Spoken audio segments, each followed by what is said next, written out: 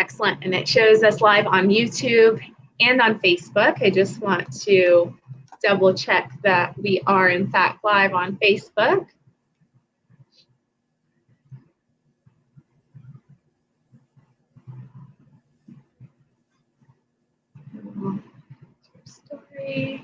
So if you are hopping on with us, let us know that you're here with us by liking the video, commenting so we can see you and know that you can hear us fine. I think we're going to go ahead and get started. I see Counselor Scully. Good morning and hello to you. Thank you so much for hopping on with us. I'll get us kicked off because you guys know I have a long-winded housekeeping order at the start of this, and we like to hear experts more than me. So I am Juliette Abdel, your host for the Westminster Chamber of Commerce, President and CEO.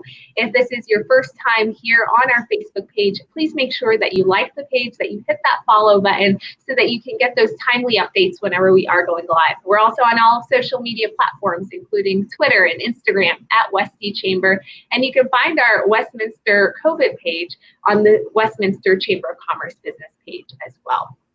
I wanted to display the first comment that we had from our counselor. Counselor Scully is sharing a nice, great good morning to us. Looking forward to a great Westminster. I see the Westminster Chamber live stream, and we look forward to being able to share content with you as well. If you are hopping onto this broadcast and haven't been with us before, and you hear something that you're like, whoa, this was mind-blowing, or you're just like, man, they're doing awesome, they're looking fabulous, you know, or here's a question I have, any of the above, please make sure that you comment it into the video section of this broadcast.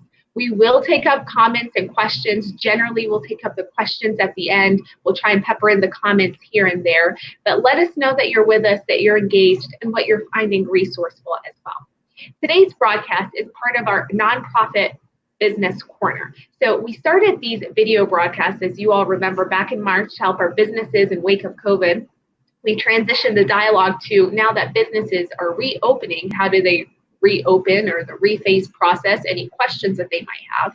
And we've featured a variety of businesses that have been doing it right, basically open for business and business success series. And those have included GQ Barbecue, we've had Walmart with us, we even had Coca-Cola Beer Company and several others. And about a week and a half ago, we actually started our nonprofit corner, and we featured with us the Westminster Soccer Club. And today I feel incredibly privileged to have with me the Westminster Legacy Foundation. The Legacy Foundation has been supporting our community for, I want to say, decades. And Lauren's actually going to go in a little bit more information about what that looks like, what they do, and how they've been affected by COVID. I've had the privilege of knowing Lauren for, I want to say, 2.5 years now.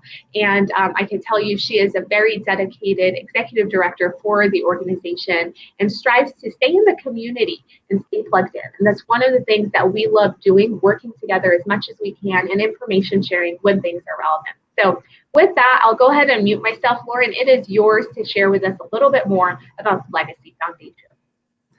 Great. Thank you so much, Julia. Thank you for that wonderful introduction. It has been a pleasure knowing you and working with you over these past few years. For those of you who don't know, the Westminster Legacy Foundation is the community foundation for Westminster. We were founded in 2001 by then Mayor Nancy Heil, who saw the benefit of having a nonprofit organization that would work to close funding gaps in our community that would not otherwise be met.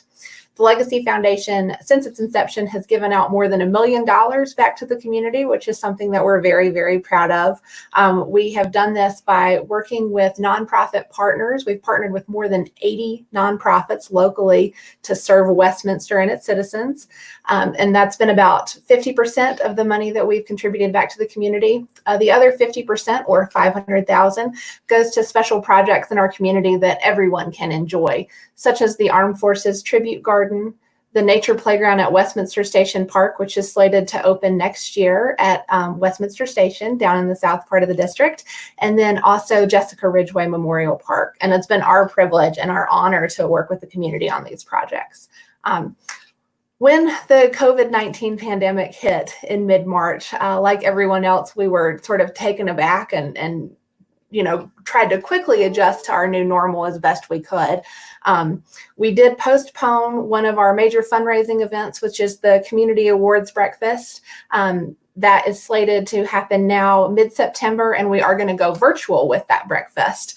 We believe that it is a wonderful chance for the community to hear some much needed good news about all of our fabulous award winners and everything that they do to make Westminster such a wonderful place to live, work, and play. That is in its third year now, and we're just so excited to be able to celebrate folks in all the different award categories. Unfortunately, we did have to cancel another fundraising event. It's our annual cornhole tournament.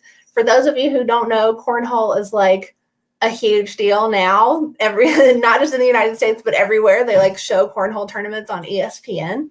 And so we had a cornhole tournament for the first time last year. This year it was going to be held in conjunction with the Westy Craft Brew Fest. If you all are familiar with that event, it's super fun. But the pandemic has kind of, bummed us out and ruined a lot of our fun this year, including the cornhole tournament and the Brew Fest. So that event got canceled. Later this summer in August, we will hold our golf tournament. We found a way to hold the golf tournament, which is a major fundraising event for the foundation, with safe social distancing protocols in place. So we'll do tee times, but we'll still have a lot of the super fun stuff that makes it a great day of golf. That's at Legacy Ridge Golf Course. We do complimentary Bloody Marys. We do breakfast burritos, lunch, a lot of prizes, including a chance this year to win an annual golf pass to Golf Westminster. So you get free golf for a year at either Legacy Ridge Golf Course or Walnut Creek. Pretty good prizes. Pretty much everything else we have already shifted to a virtual platform. Our board meetings, which happen every other month, are now virtual. It presented some challenges in the beginning, but it's been really nice and really refreshing to be able to see those faces in person and connect with folks still, even though we're all still staying at home. We also transitioned to holding a virtual Westminster Community Services Network. For those of you who aren't familiar, this is an initiative that we began last year. They meet monthly, and it gathers professionals from the nonprofit community, local government agencies, the faith-based community, and just any concerned citizens who are interested in participating and learning more. We believe firmly that if you get all of these bright minds and all of these wonderful people who are doing such good work into the same room, really good things will happen. And every time we have a meeting, you can just look around the room and see all these different light bulbs going off of how people can connect, what sort of new partnerships they can form, in ways to benefit the Westminster community. And I invite you all to participate in the Community Services Network if you are interested, and we'll provide more information later in the broadcast about how you can do that. In terms of our response to COVID, typically, the Legacy Foundation has 3 pillars of support in our community. They're basic needs, conservation, and arts and culture. But when we started to see how far-reaching the impact of the pandemic was going to be within our community, we immediately pivoted and started trying to fundraise to negate those impacts. So we have been focused primarily on food insecurity and housing insecurity within Westminster, because we've heard from the community that those are 2 of the greatest needs for people who have been impacted. And I invite you to comment in the comment box if you have found other needs in the community that you believe we should be addressing. Since we started fundraising, by applying for grants and by asking for donations from local businesses and individuals who were able to do so, we've dispersed more than $40,000 into the community. And we've had a 3-prong approach. First, as we always have, we have worked to partner with local nonprofits who were making a difference to address food insecurity in Westminster. At the start of the pandemic, several of our local food banks that were able to operate on a weekly or a bi-weekly basis were shut down for a variety of reasons. One, a lot of their volunteer base was older, and so it wasn't safe for them to be working in those food banks anymore. 2, the amount of food that the Food Bank of the Rockies was able to distribute into the community was greatly decreased, and they were no longer able to support a lot of these smaller food banks that operate within Westminster, which left our community at the time with just 1 nonprofit that was still able to receive deliveries from Food Bank of the Rockies, and that was Growing Home. So we partnered with Growing Home as well as other nonprofits to help disperse funds into the community. To date, we've supported Growing Home, Project Angel Heart, who works to deliver medically tailored meals to individuals who are experiencing health challenges, a Precious Child, who provides basic essentials for families and their children, and Food for Hope, which provides weekend meals to children on free and reduced lunch throughout Adams County. And all of our fundraising dollars do stay local. So if you are supporting us and we are able to pool your resources and support a Precious Child, we make sure that those donations go to support Westminster families, although a Precious Child may support the entire North Metro and Front Range. Additionally, we partnered with the City of Westminster, which has a very robust volunteer program to safely and efficiently deliver groceries and other essential items to individuals who were at higher risk. This worked out really well because the City of Westminster's volunteers have already been background checked and they were providing their own transportation. So we knew that they were safe and reliable and they could deliver items like prescriptions. When citizens called to request this service, which was free of charge, they were also asked a series of questions to determine their need. And if after answering those questions, a need was determined that perhaps these people were cutting back on essential items and not able to get the things that they needed due to a negative financial impact of COVID, the Legacy Foundation stepped in and helped them to purchase these items. Our final approach was to, again, partner directly with the City of Westminster, who now has a homelessness navigator who works directly with those experiencing homelessness in Westminster. And we provided direct relief to those people. We did this in a couple of ways. We provided meal cards for them to be able to purchase meals and essential items like water. Right now, it's starting to get very hot in Westminster.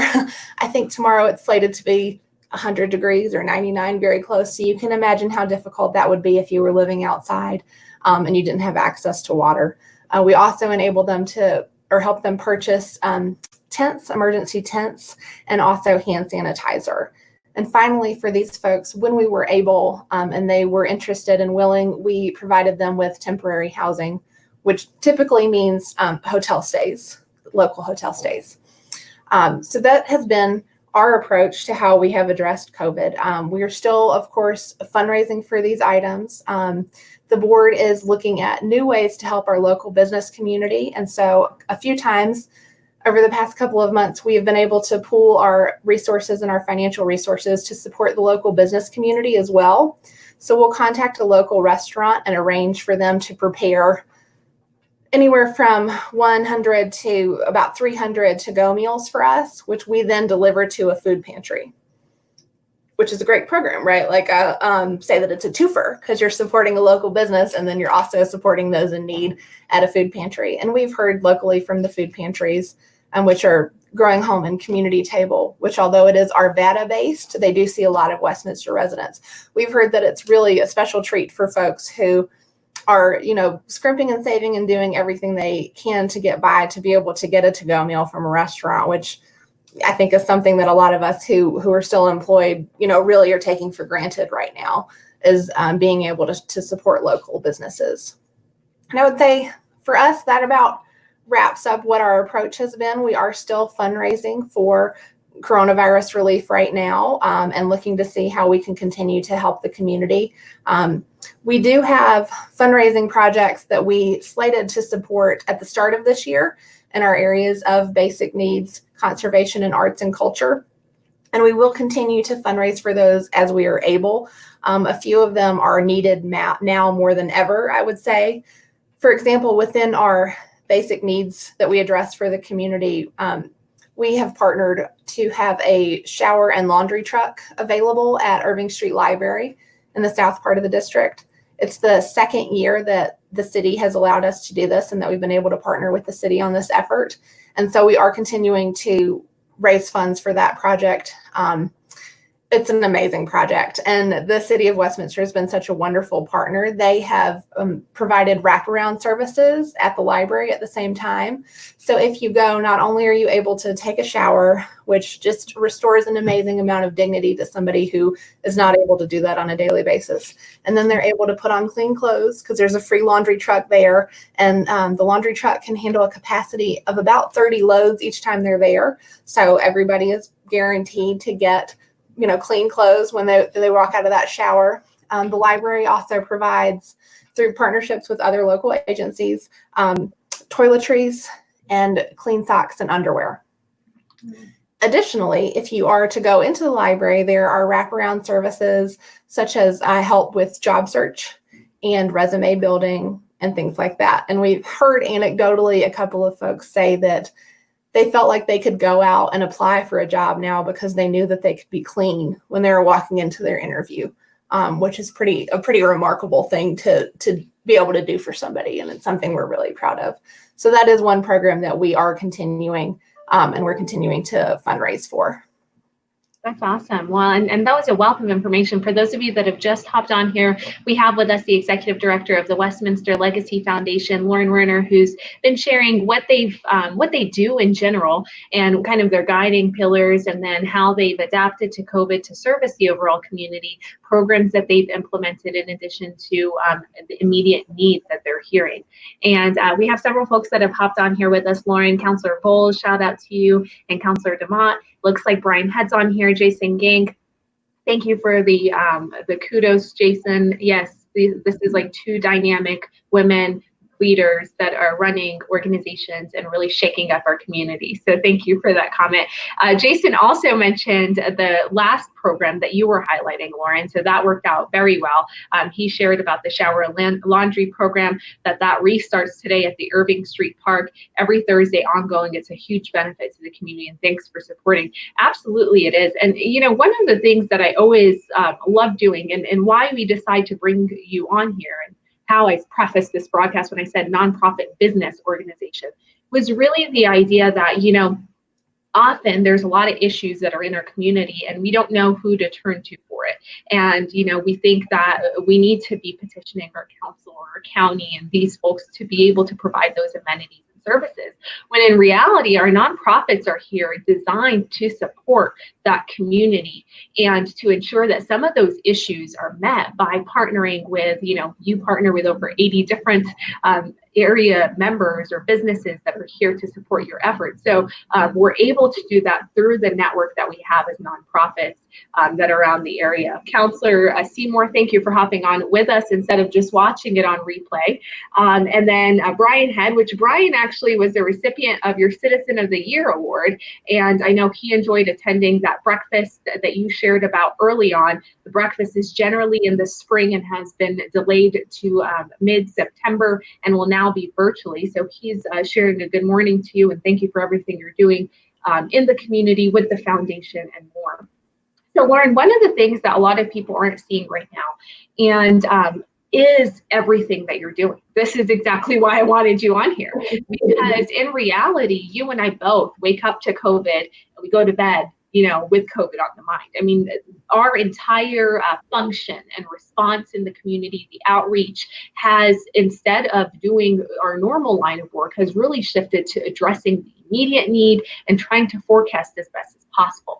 With that being said, they also are not seeing some of the hurt that we're facing in the nonprofit community. And so to that end, can you share with people, you know, we mentioned earlier about fundraising and the need for that, you know, how can people get behind the Legacy Foundation, especially some of the businesses that might be struggling that would have already in the past, knowing that times are tough. They're tough for even people right now that are getting laid off, that are getting on unemployment. There's a variety of ways that you can connect with the Legacy Foundation. You can certainly reach us through our website, which is westyfoundation.org. It's W-E-S-T-Y, Westy, go Westy. Foundation.org. And you can see all of the projects that we're working on. You can certainly make a donation there to support coronavirus relief or the shower truck program or anything like that. Just to echo your point, Juliet, so many nonprofits are really, really struggling. I've been blown away really with the response locally as well as on a state level for support of our nonprofits. But I think that these next few months are going to be critical for them. A lot of the grants that we have seen on the local, state, and even federal level have been largely addressing coronavirus relief without addressing general operating funds. And that is something that, again, is really impressive within the nonprofit community, that everyone is shifting to like, how can we get help into the community right now because folks need it right now? You know, there are a lot of people who woke up and with less than a week's notice found out that they didn't have a job. They didn't know when they were going to come back to their job. And that creates a tremendous amount of insecurity for people. And so I think that in the future, we'll need grant responses on the state and federal level and local giving to focus on general operating support for these nonprofits who are struggling to keep their doors open. For example, I'll give you another example of the way the Legacy Foundation tried to address immediate needs. Typically, 90% of the funds that we raise are given straight to the project that we're trying to support. So for like the shower and laundry truck program, 90% of the funds that we raise that are for the shower truck program go directly to that program, to paying for the truck and all the resources and supplies that are needed to keep it staffed. For coronavirus relief, we aim to have 95% of the relief go directly to coronavirus relief, which is great, right? Because it gets more funds out into the community. But it's tough for the Legacy Foundation at the same time, because it means that we're getting less proceeds towards our general operating funds. And we did that because we thought that it was really important for those funds to go directly into the community and as fast as possible to do as much good as possible. But it does put a strain on the Legacy Foundation and on other nonprofits who are doing similar things to try to get relief into their community right now, because that's what we exist for. We exist for our community and to help them as much as we possibly can. So it's a challenge with an impressive response that we hope will continue into the future. Absolutely. And I loved how you shared that, and you really explained to people, because we are seeing these funds that are available. They're available from county level, some that are federal, that are accessible to our nonprofits. But the reality of it is that because of how they're distributed and what they can be used for, you can only do so much. And so you're in a position that you're responding to the needs, but at the same time, everything else on your end is kind of put on hold. And our different nonprofits are facing different things, absolutely. But that is one of the primary struggles that we are all hearing, for sure. One thing before I let this go, I believe Jeffco has reopened our nonprofit grants for unincorporated parts of Jefferson County. So for any nonprofits that are in that area, that it would apply to them, that they can go ahead and try and submit for that as well. Wayne Anderson hopped on here with us. Hello to you, Wayne. Better to be late than never show up. So thank you for hopping on with us today. Appreciate that. So Lauren, we shared earlier a lot of the programs and events that you're doing. You also mentioned the golf. I heard Bloody Marys. That's for anyone, even if they're not playing, they can just be observers, spectators. Sure, we would welcome you as a spectator to Legacy Ridge. You could enjoy that beautiful view on the patio, have a nice Bloody Mary, and cheer on our spectators, or cheer on our golfers, make them feel really special. That is generally when I say I'm going to go golfing or have our golf tournaments, generally in a golf cart and going around with the beverages, because that's everybody loves that person, right? It's not right. You're not competing with them; you're just providing them what they need. Yeah, I'm that person too. I'll be right there with you. Right? Perfect. I have a seat for you right beside me. So earlier on, we also touched on, hello, Cesar, thank you for hopping on here with us.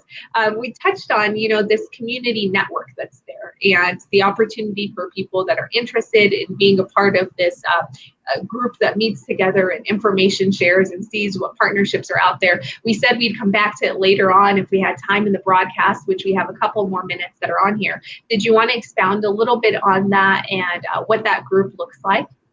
Sure. The Westminster Community Services Network meets the last Wednesday of every month from 9:30 to 10:30 a.m. We have shifted to virtual meetings so that everybody can still share. And really, we just gather a lot of different folks who are working to do good in our community together to get them all in the same room and to get them sharing ideas and sharing resources. We have everybody from members of local government representation. For example, we have a representative from Tri-County Health join us pretty much every time. We've got folks from the faith-based community. We have individuals who work at nonprofits who share resources, and then other folks that are just concerned citizens, active volunteers, active within the community who really care about Westminster and want to learn what they can do to make it a better place. If you're interested in joining that group, the easiest thing to do is just to shoot me an email. And my email address is lauren@westiefoundation.org. And I will be happy to add you to our group. Like I said, if you want to mark your calendar, it's always the last Wednesday of every month, and it begins at 9:30. And if and when we are safely able to gather again, that we used to meet at College Hill Library. That's wonderful. So for more information about the group, or to get more involved, meeting on the fourth Wednesday of every month virtually right now, so it's the best time for you to hop into it. You can definitely email Lauren at westfoundation.org. We also have the Westby Foundation webpage that's included into the comment section of this broadcast. We're nearly to our 30-minute mark. So as you guys are thinking of a comment or a question or anything else that comes to mind, I do want to start including some other elements that, to-dos or think backs on. For those of you that hop on here later on and watch this broadcast, give us that hashtag replay. We do interact with you even after the broadcast and want to know if you caught the broadcast, if you found it relevant and useful. And we won't know that if we don't know who came back and actually watched it. So let us know by giving us that hashtag replay. We are rounding out the week on Friday. So tomorrow is Friday, 11 a.m. We actually have with us our partner from the U.S. Chamber of Commerce, a good friend of mine, Ray Gonzalez. He will be sharing with us more about what have they been doing through the U.S. Chamber for COVID, and then some efforts that we're working on together that relate to some of the issues around racial impacts in surrounding states, in our state, and across the nation, really. So tune in tomorrow at 11 a.m. to hear more from our partner, the U.S. Chamber of Commerce, and ourselves. And then again, if you found this broadcast to be relevant and helpful to you, we ask that you always spread the word about what we're doing, and not about just the chamber. Spread the word about what we are doing, who we're interacting with, and the experts that we have, because a lot of people do not know what is going on and where to go for the resources and the support. So please reshare this video. Make sure that you like us, you follow us for those alerts and timely updates. Lauren, I didn't get a phone number, so if people wanted to call you, can they also reach you directly? And if so, what does that number look Sure. like? Yeah, absolutely. I'd love to chat with folks. It's 303-658-2319. I have 303-658-2319. Yep, that's it. Awesome. So that is Lauren's phone number. Feel free to reach out to her and ask her any questions about any of the content she shared, or just information about our community. I'm always so pleased to interact with Lauren. This is the longest that we haven't seen each other, so it's kind of leaving me with where is my fix. So hopefully we'll get to see one another relatively soon. I thank everyone that's tuned into this broadcast with us. And then, of course, Lauren, I thank you for just doing so much in the community, especially when you've got already a lot on your plate and are having to reshuffle. And that's just kind of the nature of being a nonprofit and wearing so many hats. We do what we can, and it is felt in the community. So I'm glad to see the impact that you're making, and continue to see where you're headed going forward. Thank you so much, Julia. And thank you for your support and for your leadership within our community and for your partnership. It's a pleasure to see you, and hopefully we don't have to go this long again. I agree. Pleasure is mine. Bye, Lauren. Bye-bye.